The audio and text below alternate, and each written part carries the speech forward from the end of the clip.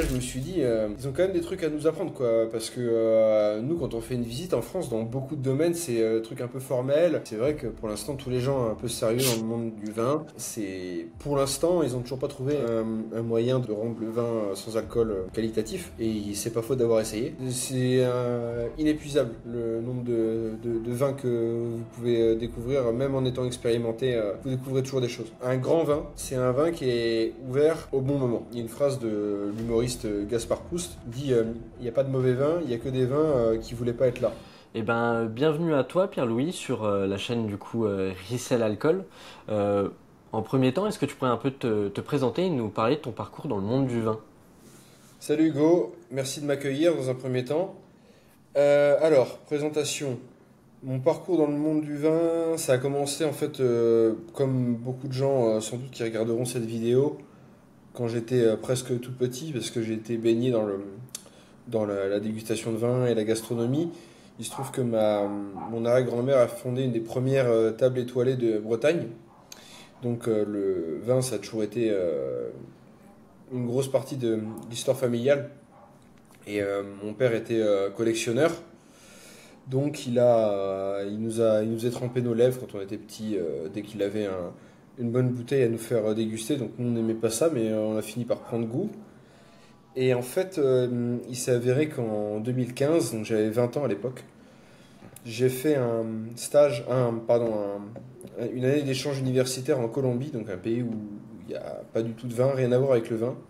Mais en fait, justement, c'était le fait qu'il n'y ait pas de vin. Je me suis rendu compte que ça me manquait en fait. C'était quelque chose j'aimais bien être entouré. J'allais me balader dans les rayons. Je disais, ah, tiens, c'est marrant, ils importent ça, etc. Donc c'était JP Chenet, le gros truc, parce que c'est la marque de vin la plus vendue au monde. Mais je disais, mais putain, ils importent que des trucs mauvais, quoi. Donc moi, un peu naïvement, je dis, bon, bah, je vais importer du bon vin et puis ça va le faire et je vais faire un business florissant comme ça. Et en fait, c'est comme ça qu'est née l'idée de travailler dans le vin. Donc après, j'ai terminé, donc j'étais à l'époque à Sciences Po Rennes. Donc, j'ai terminé à Sciences Po Rennes et j'ai fait un master à Kedge, à Bordeaux, dans le master, attends, c'est comment déjà? Business, Wine and Spirits Business, ouais. Voilà. Ok. Donc ça a duré un an et demi.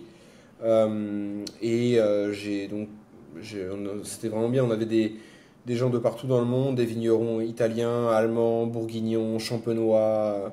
On avait un Écossais qui était dans le whisky sur l'île de Skye. Donc c'était vraiment une assemblée assez marrante. Et on avait des dégustations tout le temps. Donc c'était vraiment une bonne époque.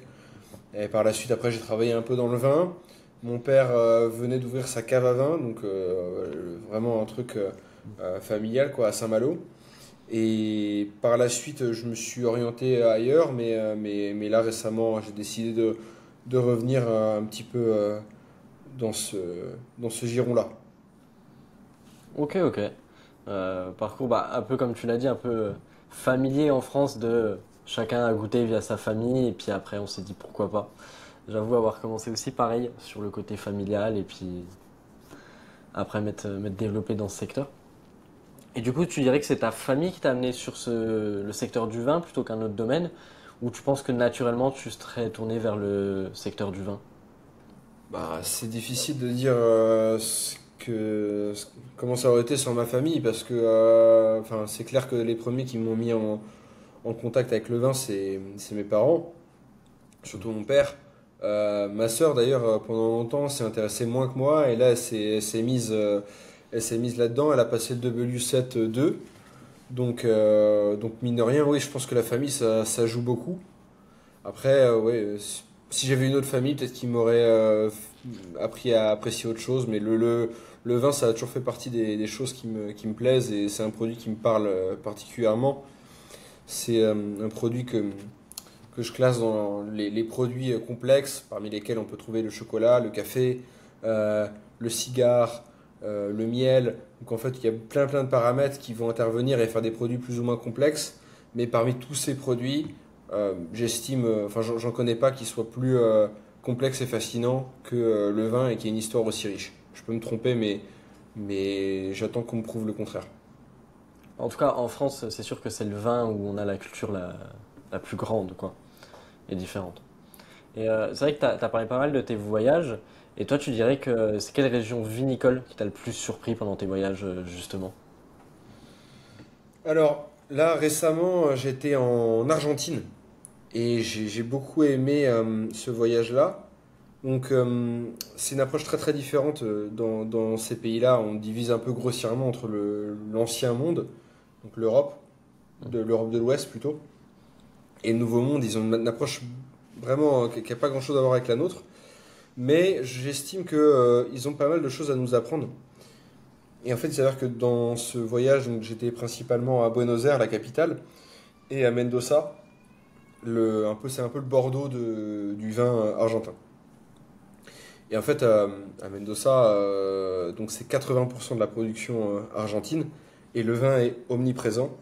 Partout, à tous les coins de rue, il y a quelqu'un qui te vend une dégustation, un truc, etc.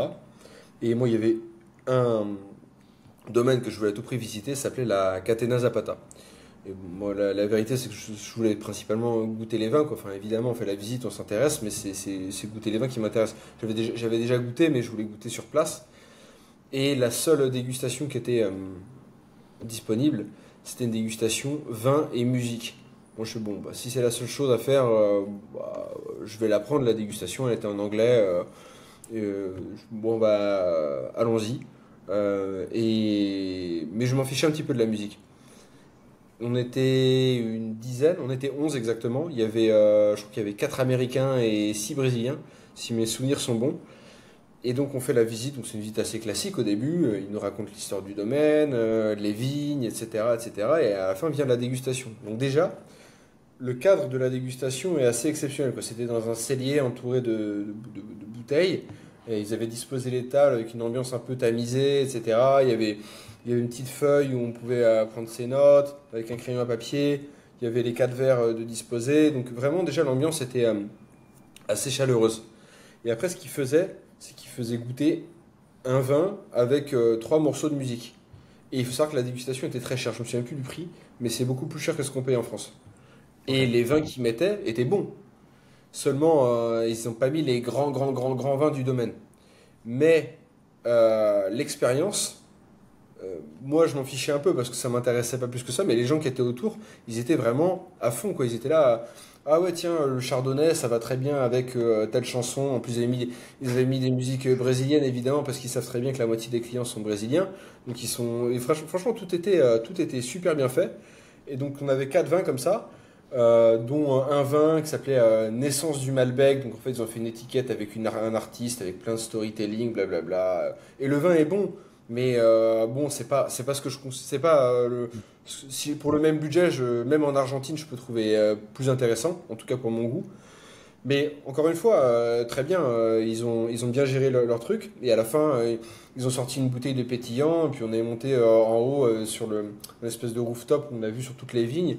Et là, je me suis dit, ils ont quand même des trucs à nous apprendre, quoi. Parce que nous, quand on fait une visite en France, dans beaucoup de domaines, c'est des trucs un peu formels, où ils nous inondent de détails techniques. Alors, quand moi, ils m'inondent de détails techniques, j'en demande plus, donc c'est pas un problème. Mais le consommateur lambda, il s'en fiche de savoir s'il y a 10% de Cabernet ou 15%, et si le Malbec, il est sur un coteau granitique, en pente douce, etc.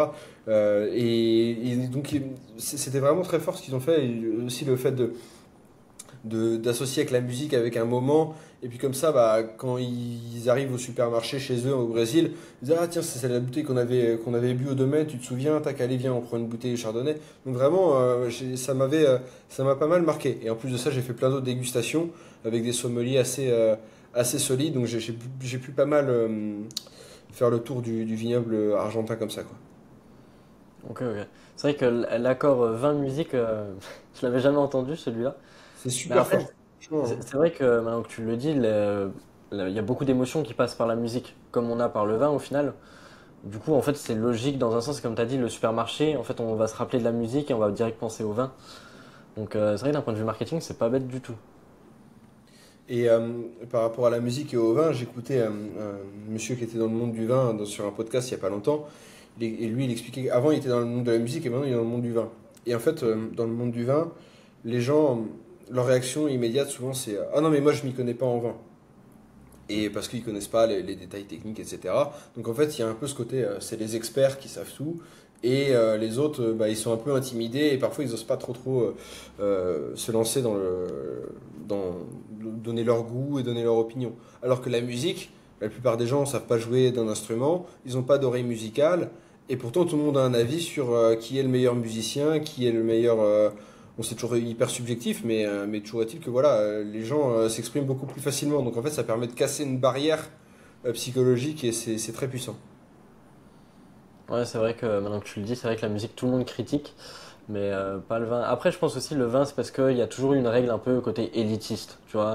Il faut être un grand sommelier pour pouvoir dire si un vin est bon ou pas, alors qu'en fait, c'est l'avis de chacun, hein, de si on trouve ça bon ou pas. Et puis le goût évolue, c'est comme la musique, hein, on peut continuer Mm. la comparaison. C'est au début, c'est plus exigeant d'écouter, je sais pas moi, Bach ou Mozart que d'écouter un tube des années 70-80. Et en fait, ça demande une éducation différente. Et puis en fait, on finit par changer et puis on finit par apprécier les choses plus complexes. Ben, le vin, c'est pareil. Au début, en général, les gens aiment. Là, le vin qui cartonne en ce moment, c'est le Primitivo italien. Ça cartonne sur toutes les tables du monde. Alors en France, non, parce qu'en France, on sert du vin français, ce qui est logique, on a tellement de bons vins. Mais partout où on va dans le monde, c'est Primitivo, Primitivo, Primitivo. Et ça, il y a un effet waouh immédiat et tout le monde adore. C'est vrai. Je pensais que tu as écrit des mémoires sur le vin. Est-ce que tu pourrais un peu nous en parler? Si je dis pas de bêtises, tu les as écrits en anglais. Ouais. J'ai écrit, alors, il y en a un qui est officiellement écrit par moi, le deuxième officieusement parce que c'est un camarade de classe qui était un peu feignant, je lui enverrai la vidéo. Je vais pas, du coup, je vais rester dans les grandes lignes pour pas dire Bien sûr. ce que c'est, mais j'avais écrit pour son compte, mais le mien, je peux parler du mien officiellement, c'était donc, je vais traduire directement, est-ce que les accords mets et vins permettent de vendre du vin en prenant l'exemple des vins premium sucrés? Pourquoi j'avais pris cet exemple? Parce qu'en fait, il s'avère qu'il y a beaucoup de grands vins qui sont sucrés. Il y a encore pas si longtemps que ça, il y a 40-50 ans, les vins les plus chers du monde, c'était des vins sucrés. Le vin le plus cher du monde pendant longtemps, c'était Château d'Yquem. Pendant ce temps-là, la famille de Vilaine, qui a la Romanée Conti, vivait plutôt de ses exploitations laitières, enfin de vaches, pardon, dans l'Allier plutôt que de leur vente de bouteilles. Et en fait, aujourd'hui, les vins sucrés, bah, la cote est stable, voire baisse parfois. Et il y a une crise dans tous ces vignobles, donc ça concerne Porto, ça concerne le Sauterne, ça concerne, qu'est-ce que j'avais d'autre comme exemple j'ai vraiment pris tous les vins, mais bon, après il y en a qui sont plus ou moins parlants, mais bon, surtout Porto et Sauterne. Et en fait, ce qui est frappant, c'est que Porto et Sauterne se sont mis à faire de plus en plus de vins secs. Ça fait des très bons vins, des très bons vins. À Sauterne, ça fait des blancs secs assez intéressants. En, à Porto, ça fait des vins rouges et blancs qui sont d'un excellent rapport qualité-prix, mais c'est pas des vins par rapport au reste du monde qui se démarquent autant. Donc, je me demandais, est-ce que les accords mets et vins, ça va permettre de les rehausser? Et bon, la conclusion, c'était plutôt que pas forcément, parce qu'en fait, ça correspond pas. Il y a d'autres problèmes par rapport au sucre. Le sucre, c'est perçu comme mauvais pour la santé. C'est trop exubérant et ça va pas forcément avec le mode de consommation actuel. Aujourd'hui, ce qui marche bien, c'est les petits vins plus fruités qui vont sur les apéros dînatoires. Ça, c'est des choses qui ont plus de chances de percer, en tout cas dans les années, dans les peut-être 5-10 années à venir. Ouais, c'est clair. Après, c'est vrai que j'avais pas pensé sous cet angle que tu disais. En effet, le sucre est mal vu en France, donc alors que c'est pas du tout le même sucre que dans un Coca, hein, par exemple. Alors, Mais le Coca-Cola, c'est catastrophique, ah bah, bien sûr. et puis c'est pas aussi stimulant intellectuellement. Après, il faut reconnaître que, bon, si on boit du Sauterne tous les jours, c'est le diabète à peu près assuré quand même, parce que c'est quand même très sucré. Moi, j'adore ça, hein, mais c'est vrai que faut y aller, quoi. Bah, j'avoue que moi, je suis pas hyper fan de vin sucré. J'ai commencé, comme beaucoup, par le vin sucré. Alors, pas des sauternes, mais des vins un peu sucrés, assez fruités. Et aujourd'hui, moi, je sais que je suis vraiment sur des choses assez secs, assez minérales, qui me plaisent, voire même, tu vois, du vin qui pétrole. que ça, je trouve ça aujourd'hui incroyable. Mais comme tu l'as dit, nos goûts évoluent avec le temps. Et le vin sucré, alors, il y a un des problèmes aussi, c'est que souvent, notamment les sauternes, ils sont bu très jeunes. Donc c'est bien de les Mm. boire. En fait, quand ils ont plus d'âge, ils deviennent plus équilibrés. Et donc, on retrouve un équilibre qui permet de revenir vers des choses plus intéressantes. Et puis il y a aussi, enfin là, j'ai pris Sauternes et Porto, mais il y a plein d'autres vins sucrés. Il y a les Riesling sucrés, c'est excellent. Et il y a beaucoup plus d'acidité, donc même jeune, en fait, ça contrebalance plus facilement le sucre. Et le Sauterne, c'est souvent un vin qui a pas, enfin, qui est assez, qui peut être vu comme lourd, donc il faut plutôt le boire en mangeant d'ailleurs. Le Porto, c'est pareil, c'est très vite, c'est très puissant, donc il y a beaucoup de gens qui n'aiment pas. Moi, j'adore ça, je suis un fan absolu de Porto, mais Ouais, j'ai pensé d'ailleurs par rapport à ta conférence, tu sais que tu nous avais fait pour les membres à l'alcool, sur justement les Porto, les vins du Portugal de même un peu manière globale. Et j'ai acheté des bouteilles de Porto. Je les ai pas encore dégustées je l'ai plus en tête, mais dans les domaines que tu avais recommandés. Et un de 15 ans d'âge, je crois, et un de 10 ans. Euh, d'accord. Et donc, millésime 2011 peut-être ouais, et ça doit 2015. être ça. Ouais, c'est des bons millésimes ça. Et donc après, comme tu l'avais dit, c'est pas le meilleur à faire vieillir, donc va falloir que je goûte ça prochainement. Ça dépend lesquels. Si c'est des... Ah oui, c'est des LBV peut-être? Oui, c'est dans ceux que tu avais Oui, dit d'accord. justement qu'on ne fait pas vieillir. Vaut mieux Euh, les boire maintenant. Après, tu ouais, peux les garder encore 2 3 ans, hein, ça passe, oui, mais il n'y a ouais, pas c'est forcément grand de... intérêt. Non, il n'y a pas d'intérêt. Là, ce que je te propose, c'est une question un petit peu piège. C'est selon toi, qu'est-ce qu'un bon vin? C'est pas facile comme question, en effet. Je pense qu'un bon vin, je commencerai peut-être, je vais circonscrire un peu la question. Un grand vin, c'est un vin qui est ouvert au bon moment. Parce qu'en fait, on peut parler des grands vins, les notes qu'ils ont, 100 sur 100, c'est exceptionnel, etc. Mais comme ce que je disais un petit peu avec la musique et le vin, en fait, souvent, les souvenirs de vin, c'est pas forcément par rapport au fait que j'ai bu, je sais pas moi, Château d'Yquem 2007, c'est le moment précis où on a bu la bouteille. Et il y a une phrase de l'humoriste Gaspard Proust, il dit il n'y a pas de mauvais vin, il n'y a que des vins qui voulaient pas être là. Et je pense que c'est assez vrai. Là récemment, j'ai ouvert une bouteille d'un de mes vins préférés, un Pauillac, Château Pichon Longueville, millésime 2016. Et c'était le pire moment pour l'ouvrir. Heureusement, j'avais 3 bouteilles, donc c'est pas grave. Bon, bah, j'ai essayé, j'ai échoué. Mais, euh, mais c'est un grand vin, objectivement. C'est un bon vin. Mais il s'exprimait pas comme il faut. Soit il fallait le boire beaucoup plus jeune, quand ils ont un petit cycle d'ouverture au tout début, ce genre de vin. Soit il faut attendre maintenant 5 voire 10 ans pour qu'il commence à s'exprimer. Donc il faut pas forcément forcer le destin. Et un bon vin, c'est un vin qui laisse un souvenir. Mais après, souvent, les meilleurs vins, ce qui se passe, c'est ils ont des cycles, y compris quand on les ouvre. Je sais pas si tu vois ce que je veux dire, c'est qu'en fait, on ouvre la bouteille, on l'ouvre en avance, je sais pas, 2 3 heures à l'avance. Donc on la goûte, elle est déjà très bonne. Et puis 10 minutes plus tard, on reprend une gorgée et la gorgée est complètement différente. En fait, c'est des vins qui font vraiment voyager. Et ça c'est vraiment le signe des grands pour moi. Je me permets de te couper 2 secondes pendant ce podcast qui, je l'espère, te plaît. N'hésite pas à me le dire en commentaire. Si l'investissement dans les vins et spiritueux, c'est quelque chose qui peut t'intéresser et que tu as quelques milliers d'euros de capital à investir, je t'invite à réserver un appel en description pour commencer à voir la stratégie qu'on peut mettre en place pour t'accompagner et générer des bénéfices et des compléments de revenus grâce aux vins et spiritueux. Bonne continuation! Ouais. Bah, je prends en exemple, tu vois, que j'ai pu déguster en cuvée un peu expérimentale de Runard singulier, le 18.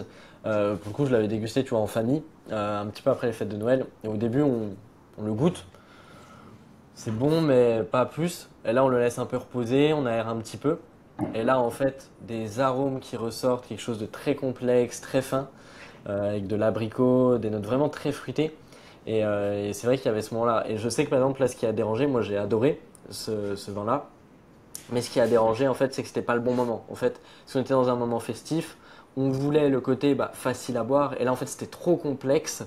Et en fait, c'est même un champagne qui aurait dû être carafé, honnêtement, parce qu'une fois aéré, on ressentait vraiment tous les arômes. Mais si on le faisait pas tourner dans le verre, pas Ouais, spécialement. Et ouais, je suis pas surpris.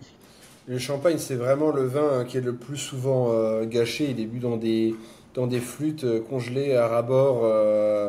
Les gens, ils font pas attention. Alors que, et y compris les grands champagnes, hein, champagne comme Cristal et Dom Pérignon, on croit que c'est seulement pour frimer. Bon, Dom Pérignon, j'ai jamais encore goûté, mais Cristal, c'est un champagne qui est censé vieillir en cave pendant 20 ans, être bu dans les bons verres, éventuellement dégusté avec un plat qui va bien.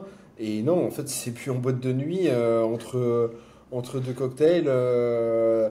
Et bah, après, c'est comme ça, hein, ouais, ça bien fait sûr. partie du marketing, hein, sinon, voilà.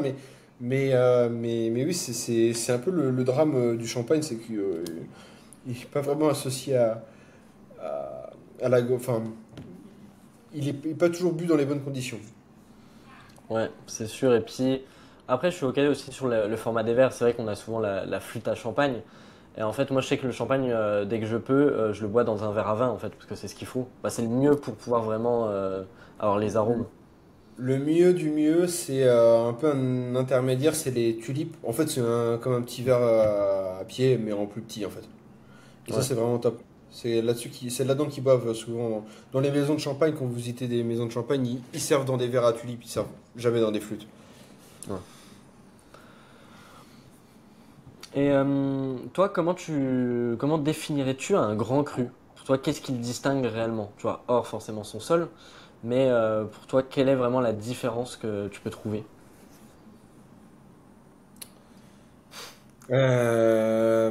C'est pareil, c'est une question qui est assez difficile.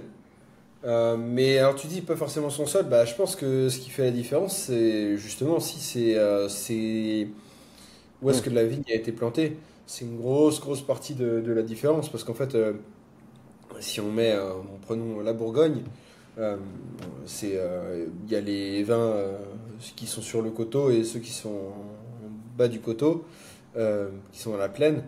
Et voilà, ça fait pas des grands crus. Et par définition, c'est pour ça qu'ils ont segmenté de manière aussi chirurgicale, grand cru, premier cru et appellation normale. C'est parce qu'en Hmm. fait, il y a des endroits qui ont des conditions géologiques absolument exceptionnelles et qui donnent des vins uniques.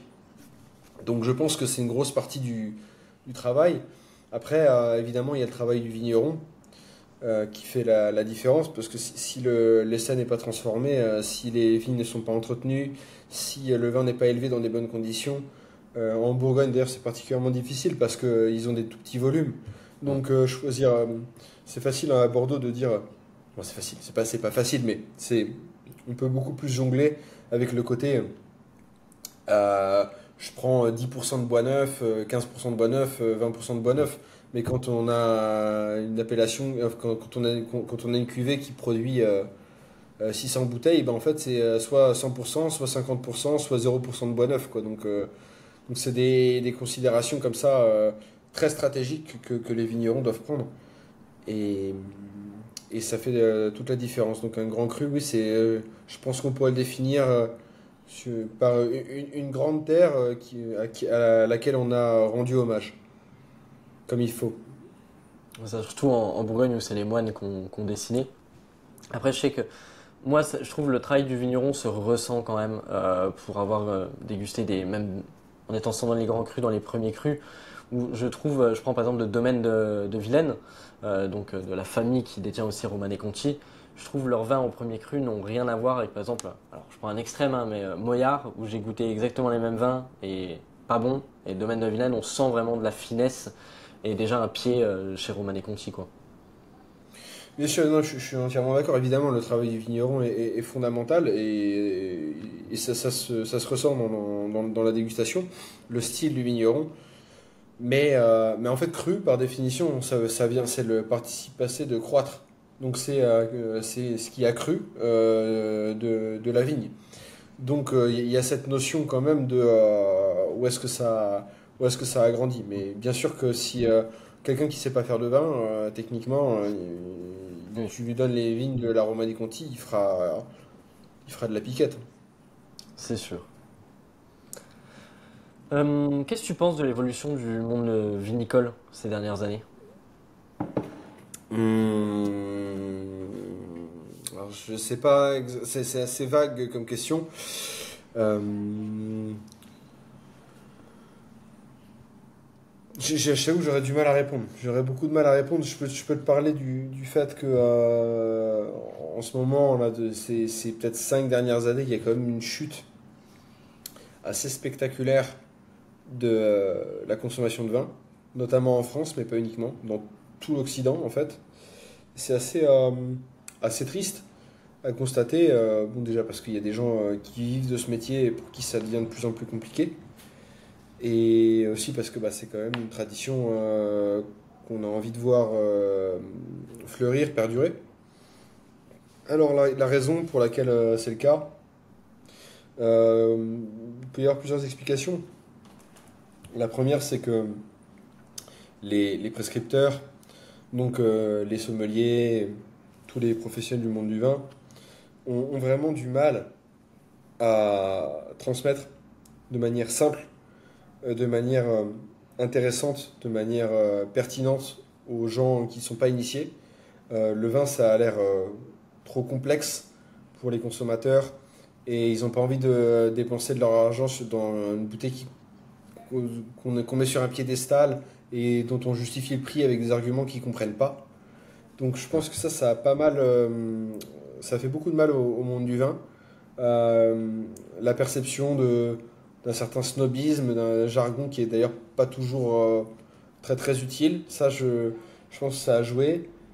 Et après, il y a aussi les modes marketing, style tout ce qui est vin naturel et compagnie, qui parlent à un certain segment de population, mais un certain segment de population qui habite 5 arrondissements de Paris et le centre-ville de 3 ou 4 métropoles, quoi. Mm. C'est pas avec ça qu'on va faire vivre le monde du vin. Donc je pense que eux aussi, ils ont pas mal contribué à dégrader l'image. Parce que Ouais. souvent les vins sont quand même déviants, quoi. Je veux dire, évidemment, le fait de mettre le moins d'intrants possible dans une bouteille, c'est bien. Mais quand vous arrivez à Paris et qu'on vous sert un verre de vin, il fait, je sais pas, 30 degrés, vous voulez juste un verre de blanc et on vous dit, bah attendez, il va peut-être être un peu déviant, il y aura peut-être un peu goût de cidre, mais peut-être que dans 20 minutes, il sera bon. Et j'exagère à peine, hein, c'est quand même. J'ai eu plusieurs fois le cas. Alors, encore une fois, c'est pas dans tous les arrondissements de Paris, hein. Si vous restez rive gauche, Heureusement. c'est le genre de problème qui arrive un peu moins. Mais bon, quand même, c'est quand même un peu embêtant, quoi. Ouais. Ok, ok. Non, c'est sûr là-dessus, même la mode du Nolo, ça c'est, moi je trouve ça horrible et pas bon du tout, des vins sans alcool. En plus, je trouve que c'est un travail qui est beaucoup plus complexe pour pas d'intérêt derrière gustatif du tout. Bah, j'ai écouté pas mal de podcasts sur le sujet et c'est vrai que pour l'instant, tous les gens un peu sérieux dans le monde du vin s'accordent à dire quand même que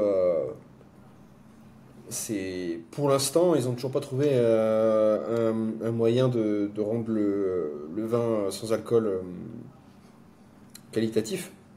Et c'est pas faute d'avoir essayé. Mm. Donc voilà, ça marche pas quoi. Et puis, enfin bon, est-ce que c'est souhaitable?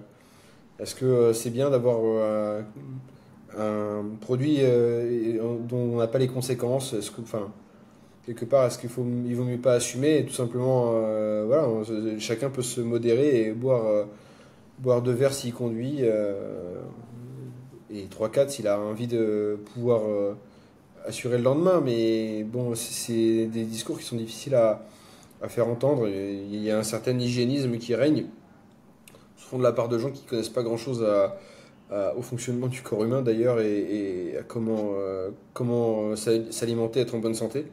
C'est pas des véganes qui vont m'enseigner comment consommer correctement ce qui est bon pour ma santé. Et quand même, il y a quand même une corrélation entre le fait d'être un vegan et d'être abstinent. Donc bon, ceci dit, il y a des vins véganes aussi. Donc, C'est sûr. Non, après, c'est vrai que même moi, quand j'avais dégusté à Wine Paris, le Nolo, je m'étais dit, je m'ouvre, c'est imbuvable.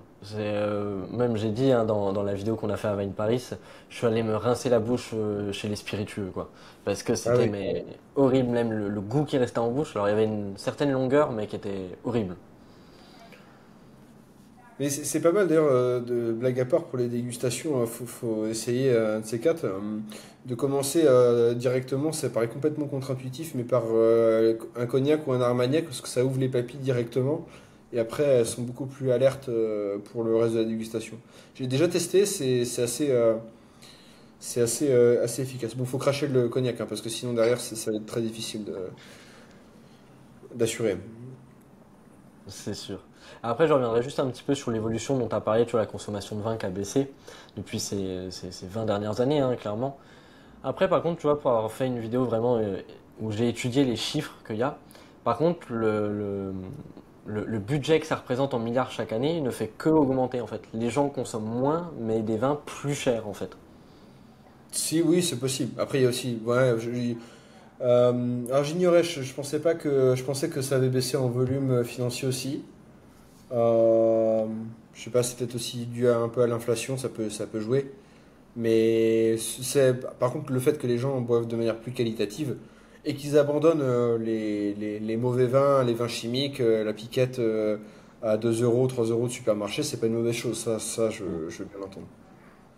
Ah, Mais mais bon, après, ça dépend. Après, tu vois, par exemple, je sais que par exemple, les spiritueux, on est toujours par des économistes, des études que je pourrais remettre en description hein, de cette vidéo que j'avais étudiée justement, qui disaient que pour eux, en fait, on voyait vraiment que le volume avait baissé quand même drastiquement, mais qu'en fait, on continuait à prendre des milliards chaque année sur la partie rien qu'import-export, parce qu'en fait, les gens veulent.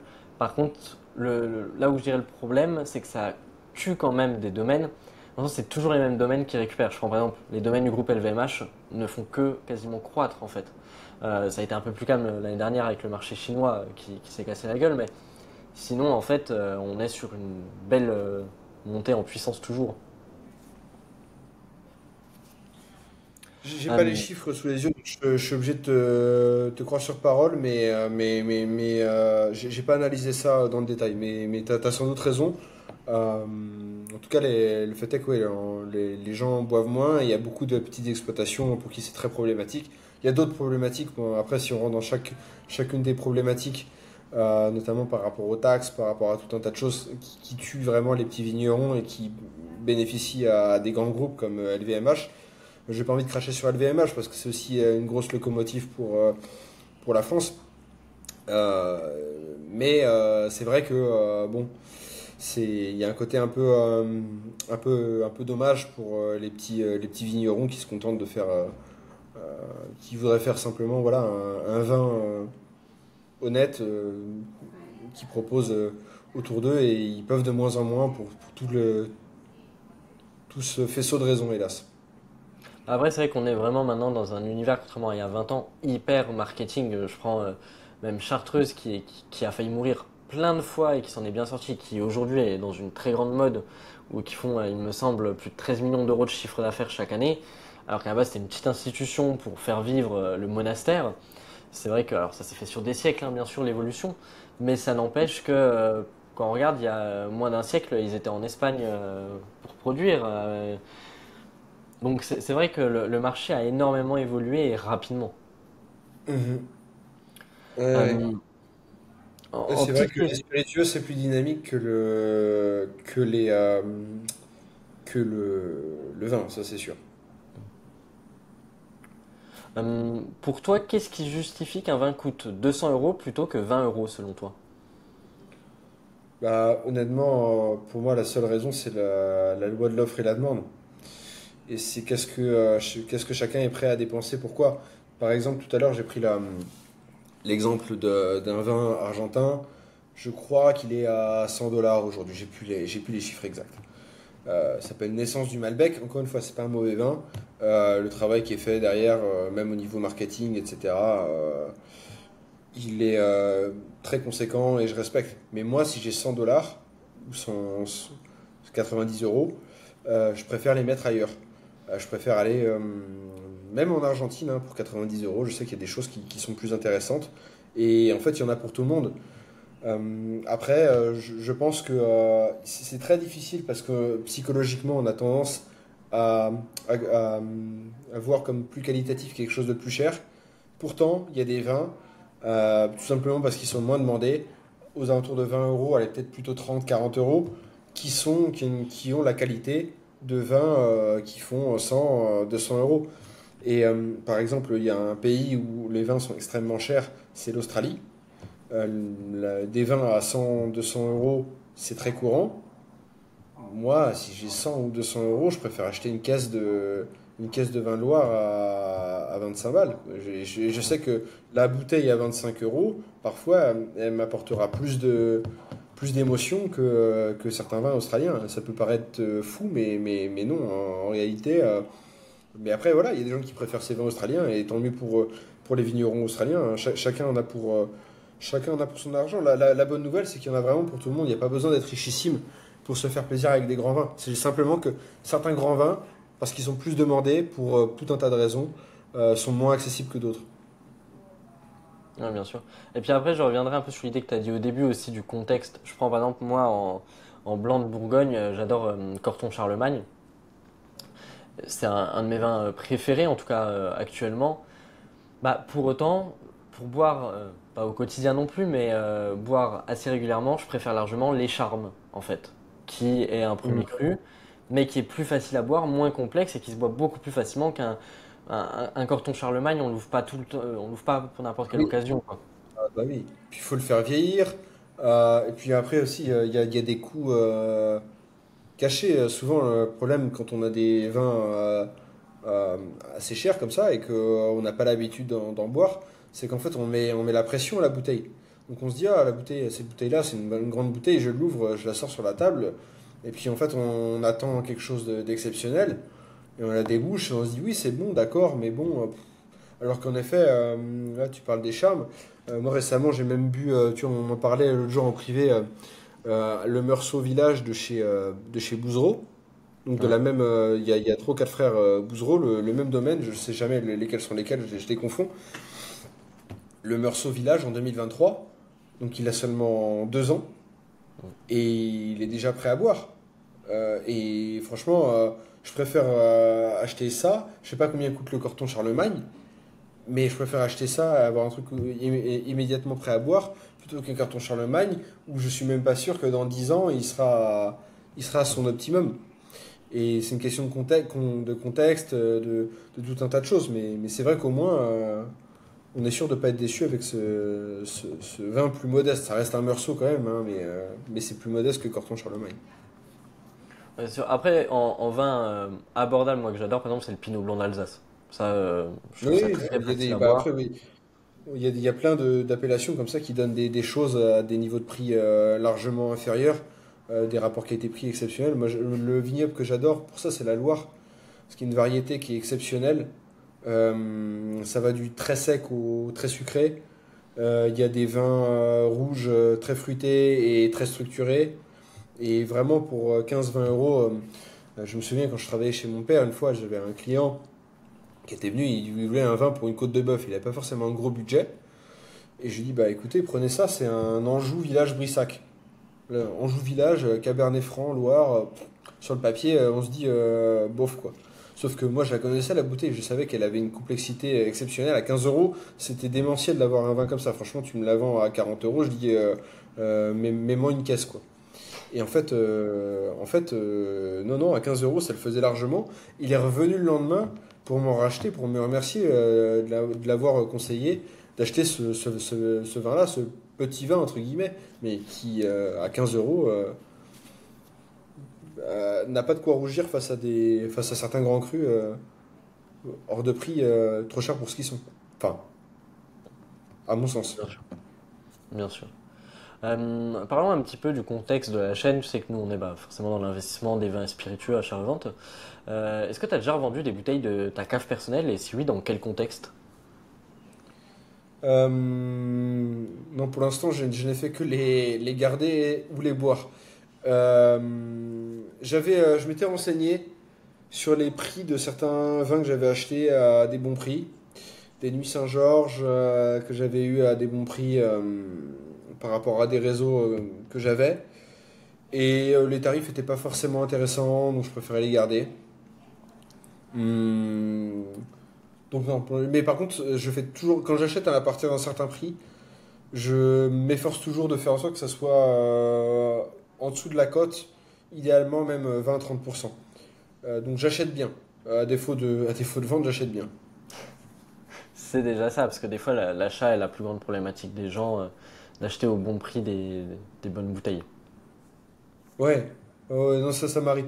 Ça m'arrive rarement. Enfin, parfois, voilà, on est un peu en urgence. Il y a le caviste pas loin, il pratique des prix euh, un peu, surtout à Paris d'ailleurs, ils font exploser de 50% le prix des vins. Tu comprends pas parce que même quand on va en Espagne, en Italie, c'est les mêmes vins et ils les vendent pas plus cher. Mais bon, à Paris, il y a la prime. Et voilà, invité chez quelqu'un, bon bah tac, mais à part ça, à part dans ces contextes-là, j'achète souvent en dessous du prix. Puis j'ai Ok. des filons aussi, donc c'est sûr que ça aide. Est-ce que tu as déjà eu des déceptions mémorables avec certaines bouteilles? Ah oui, bah, j'ai plus eu de déception que de moments où j'ai ouvert une bouteille et je savais que ça allait être bon. En fait, on sait jamais exactement qu'est-ce qui va faire que le vin sera exceptionnel ou non. Mais après, je pense que le plus important, c'est pas tellement de ne pas être déçu, mais c'est de dire que voilà, il y a des jours avec et des jours sans. Et c'est pas grave, en fait, à force de déguster des choses, il y aura des moments de grâce et on sait jamais quand est-ce qu'ils arrivent. Et si on savait quand est-ce qu'ils arriveraient, en fait, bah, par définition, ça serait pas exactement des moments de grâce. Donc ça fait partie du jeu. Il faut prendre la chose avec philosophie, j'imagine. Mais oui, des déceptions. Alors, j'essaie de réfléchir à une grosse déception que j'ai eue.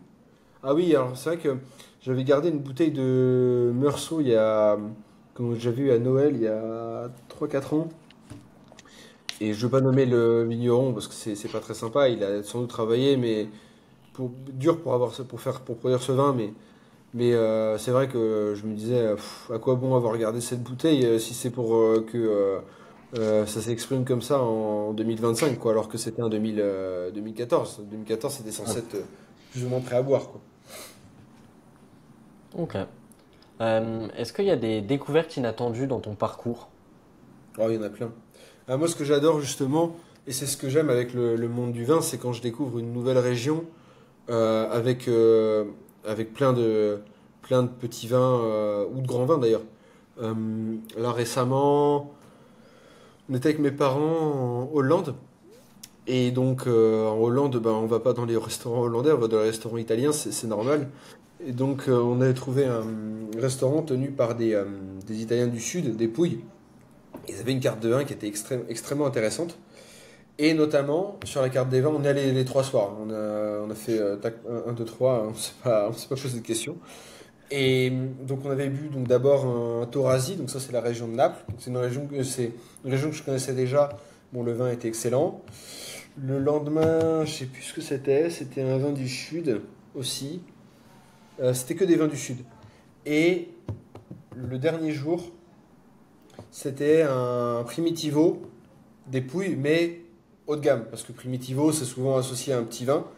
C'est un peu comme un espèce de Beaujolais nouveau. Pas Beaujolais nouveau, mais presque. Un petit Beaujolais de base. Et les gens ignorent qu'il y a des grands Beaujolais. Bah là, c'est pareil. Primitivo, il y a des grands Primitivo. Et c'était la première fois que je goûtais un grand Primitivo. Et je pensais pas que ça donnait des choses aussi complexes, intéressantes. Ça n'a rien à voir avec le Primitivo qu'on voit sur toutes les cartes de restaurant habituellement. Donc c'était une bonne découverte. Mais en Italie, il y a beaucoup de régions méconnues. Il y a la région de Naples, la Campanie. La Sicile, ça fait partie de mes vignobles préférés. En Espagne aussi, il y a beaucoup de grands vignobles. Le cépage Mencia qui est fait à Ribera Sacra et à Bierso. En France aussi, hein, d'ailleurs, j'aime bien le vignoble du Jura. Il y a même des vignobles que je connais quasiment pas encore, mais que j'aimerais bien poncer, du style la Corse ou la Savoie. Et en fait, je me réjouis de savoir que je connais pas encore et que je vais découvrir encore d'autres choses comme ça, quoi.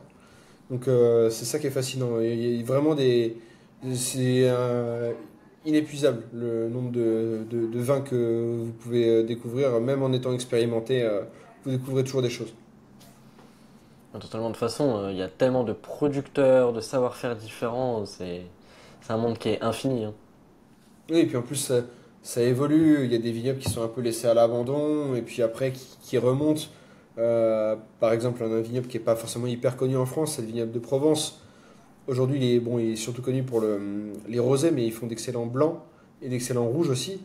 Mais la locomotive, c'était les rosés dans les années 80. Ils ont fait tout un marketing qui a été très très efficace. D'ailleurs, c'est une des rares, un des rares vignobles qui a réussi à monter comme ça grâce à du marketing. Donc il y a peut-être des leçons à prendre chez eux. Mais ouais, la Provence, c'était un vignoble qui était ignoré. Et aujourd'hui, c'est un vignoble qui monte. Il y a de grandes choses. Ok. Là, aujourd'hui, Pierre-Louis, on veut t'offrir une bouteille, peut-être la bouteille de tes rêves. T'aimerais qu'on t'offre quoi? J'ai envoyé ça à tous les gens qui m'offrent des cadeaux d'anniversaire et de Noël. Non, franchement, honnêtement, blague à part, c'est difficile. Euh, je sais pas, parce qu'en fait, dans ma cave, j'ai des bouteilles, et en fait, il y en a certaines, je sais exactement avec qui je vais les boire, parce qu'en fait, elles sont. Hmm. Et c'est pas forcément des bouteilles dont le vin me plaît particulièrement au niveau gustatif, mais par exemple, j'esquive un petit peu la question, parce que vraiment, j'ai du mal à savoir. C'est l'intention qui compte, hein. Ça fait un peu Bien sûr. démagogique de dire ça, mais c'est la vérité. Mais il y a pas si longtemps, j'étais allé avec un ami à Saint-Émilion. On avait rencontré un vigneron. Il s'avère que ce vigneron, il a travaillé avec mon arrière-grand-mère. Donc il a vendu du vin à mon arrière-grand-mère, il a vendu du vin après la génération suivante. Donc c'est quand même assez émouvant. Et puis il m'avait dit qu'il me recevrait, il m'avait oublié parce qu'il avait un repas de fin de vendange, il avait un coup dans les carreaux un petit peu. Et je suis bon, bah c'est dommage. Et il a quand même fait le déplacement très généreusement. Et il nous a fait visiter le domaine. J'étais avec mon pote, c'est un ami d'enfance.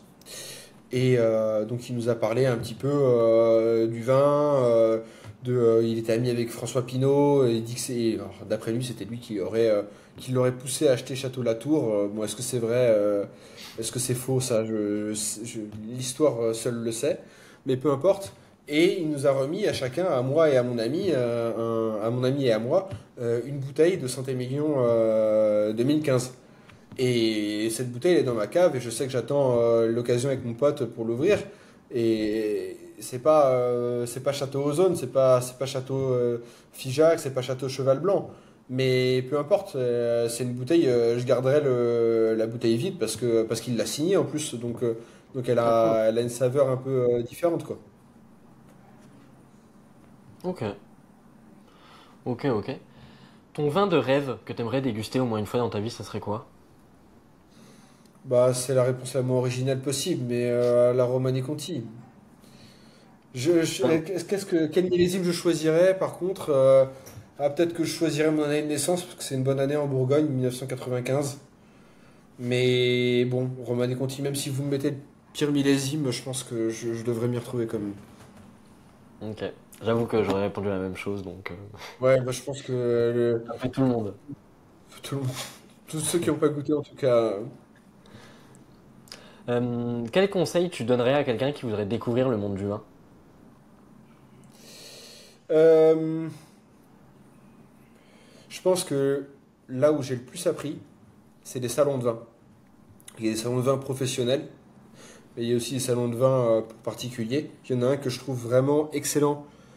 C'est celui à Paris, qui a lieu tous les ans, fin novembre, début décembre. Ça s'appelle le Grand Tasting. Et alors ce salon, il est vraiment exceptionnel parce qu'il y a des grands vignerons qui ouvrent des très belles bouteilles. Et ça, en fait, ce qui est bien, c'est que ça permet de comparer. Et en plus, dans ce salon, on ne peut pas acheter directement au stand. Donc en fait, il n'y a pas ce problème de ah, est-ce que il va m'acheter une bouteille à lui, ça se voit que c'est un meilleur client. Donc il y a toujours ce côté dans les salons où ils vendent leurs bouteilles directement, un peu Mm. cette relation un peu bizarre. Là, ils vendent pas sur le stand. Donc en fait, vous avez votre verre de vin. Vous arrivez, tac. Donc il y a un producteur en Bourgogne, un à Bordeaux, un en Rhône, un à Beaujolais, blablabla. Et vous goûtez et vous pouvez comparer, poser les questions au vigneron. Idéalement, prenez des notes et crachez. Parce que on fait tous cette première erreur, cette erreur la première fois, c'est qu'on crache pas, et on se croit super fort, et puis après, c'est plus compliqué pour se souvenir des derniers vins qu'on a goûtés. Et encore, je connais des gens qui ont fait cette erreur et qui tiennent pas à l'alcool. Alors là, ça donne des choses absolument dramatiques. Voilà, cracher et poser des questions au vigneron et comparer. Parce que vraiment, c'est en comparant qu'on comprend le vin. Si je vous ouvre aujourd'hui une bouteille de Bourgogne que vous n'êtes pas expérimenté et que je vous reçois 2 semaines plus tard et que je vous ouvre une bouteille de Bordeaux et que vous n'avez pas la référence, bah, c'est beaucoup plus difficile de mémoriser. Alors si vous goûtez à côté Bourgogne-Bordeaux, bon après si vous avez les moyens et que vous êtes plusieurs, vous pouvez acheter plein de bouteilles et vous mettre à plusieurs, c'est possible aussi. Mais les salons, c'est ce qu'il y a de plus pratique. Et dans le style aussi, il y a les bars à œnomatiques.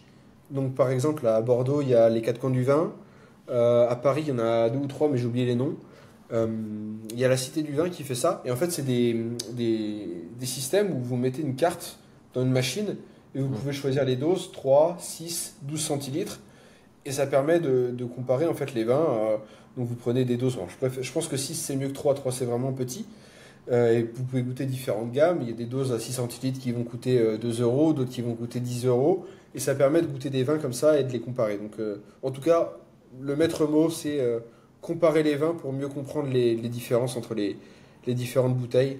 Et c'est ça qui vous fait progresser. Ok. Bah, tu vois, moi je trouve pour découvrir quand t'es pas connaisseur, je trouve les visites des domaines, c'est le mieux pour vraiment, tu vois, comprendre tout l'aspect. Parce que les salons, le truc que je reproche un petit peu, c'est le côté un peu usine quand même. Même si tu dégustes bien, que tu peux échanger, mais je trouve que quand tu vas dans vraiment là où est fait le vin, tu vois toute l'énergie qu'ils ont, l'histoire qu'ils veulent transmettre, la passion. Et je trouve du coup, tu es obligé de t'arrêter, tu vois, 1 heure, 1 heure et demie avec un vigneron passionné qui va t'expliquer son travail. Et en plus, la dégustation, bien sûr. Ouais, ouais. Alors, tu m'as demandé un conseil. Après, si j'en C'est vrai. avais un deuxième ou un troisième, j'aurais sans doute donné celui-ci. Mais en fait, ce qui est bien, c'est de varier les approches. Mm. Ça, c'est plus une approche, on va dire, qualitative, celle dont tu parles. Donc, vraiment, aller voir un vigneron, aller comprendre le domaine de A à Z, tout le processus, avoir les images en tête, déguster le vin à la fin. Ils font comparer leur vin.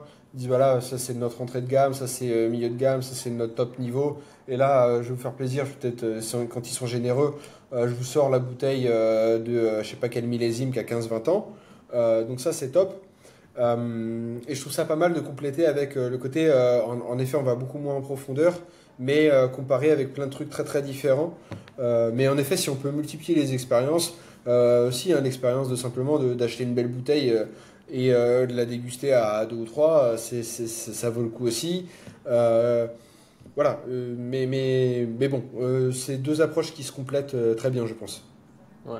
Après, je dirais en conseil, sans forcément se déplacer, aller à Paris ou en domaine, c'est déjà aller au caviste de son coin, son Oui, caviste indépendant, ah qui oui, donnera les meilleurs conseils possibles, hein. oui, c'est sûr. Si le caviste, il faut un bon caviste, parce que c'est pas le cas Oui, de aussi. tous. Mais oui, oui, si il y a quelqu'un qui connaît vos goûts et que vous êtes vraiment dans la démarche d'apprentissage, bah, ils ont la langue pendue, hein. Les cavistes, ils sont passionnés par leur métier en général. Donc, bah, si vous leur posez des questions sur le vin et que vous leur achetez des bouteilles régulièrement, ils seront contents de vous faire découvrir des choses. Et voilà, hier vous étiez en Loire, demain vous allez dans le Jura, le surlendemain vous allez dans le Rhône, ils vous font voyager comme ça. Et s'ils ont bien sélectionné, ils connaissent leurs bouteilles, et ça permet ouais, avoir un caviste référent, je pense que c'est bien. Je suis d'accord. Mm. Euh, Tu préfères les dégustations horizontales ou verticales? Ah, c'est difficile, ça dépend ça dépend des bouteilles qui sont ouvertes. Je pense que les deux sont bien. Je pense que c'est intéressant de comparer un millésime et de voir la différence du terroir et de voir la différence du millésime aussi. Donc je pense qu'il faut faire les deux en fait. Quand on peut un jour horizontal, un jour vertical, je ne saurais pas choisir. Je suis désolé. Pas de souci. Est-ce que Pierre-Louis, tu aurais un dernier mot pour nos auditeurs qui soient passionnés, curieux de vin, investisseurs même? Un dernier mot. Un dernier mot. Ben écoutez, lancez-vous et soyez à l'écoute. Ça, je pense que c'est très important. Souvent, au début, quand on se lance, on a tendance à être très enthousiaste, à parler, parler, parler. Mais vous avez plus intérêt à faire parler les pros, à garder votre langue dans votre poche plutôt que d'essayer de deviner et faire le malin. Écoutez la personne, posez des questions et soyez curieux. Et n'ayez pas d'a priori aussi sur les vins, parce que vous pouvez toujours être surpris. Je vous ai parlé d'un exemple récent pour moi. Voilà, j'associais peut-être un peu bêtement le Primitivo à un vin entrée de gamme, bien fait, mais entrée de gamme. Mais vous pouvez toujours être surpris. Si vous pensez, par exemple, bon, le vin sur lequel on tape souvent, c'est le Beaujolais, que le Beaujolais c'est nouveau, bah, allez déguster un bon Beaujolais.